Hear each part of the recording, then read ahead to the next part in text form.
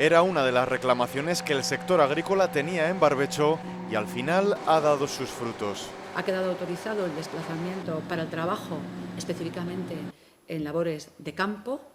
Es una medida que está en la línea de asegurar la movilidad del personal a las explotaciones y con ello, además, para seguir garantizando el suministro y el funcionamiento de toda la cadena alimentaria. Por tanto, una causa justificada y un servicio esencial. Itziar Gómez ha anunciado la puesta en marcha de un protocolo de actuación en el campo frente al coronavirus que contiene medidas de higiene o de organización para garantizar el buen funcionamiento de las explotaciones. Minimizar los riesgos y para evitar, en lo posible, el contagio. Por su parte, Miguel Santos asegura que el servicio jurídico seguirá funcionando.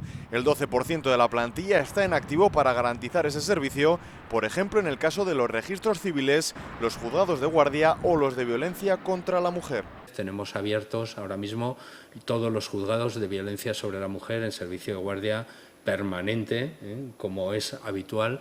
Desde el área de políticas migratorias han querido destacar la predisposición de muchos migrantes que residen en nuestro país para ayudar en esta crisis sanitaria. Hemos recibido alrededor de 200 currículums que estamos separando y clasificando en función, como digo, de esta capacitación por si fueran necesarios, por si fuera necesaria en algún momento su incorporación si la situación lo requiriera.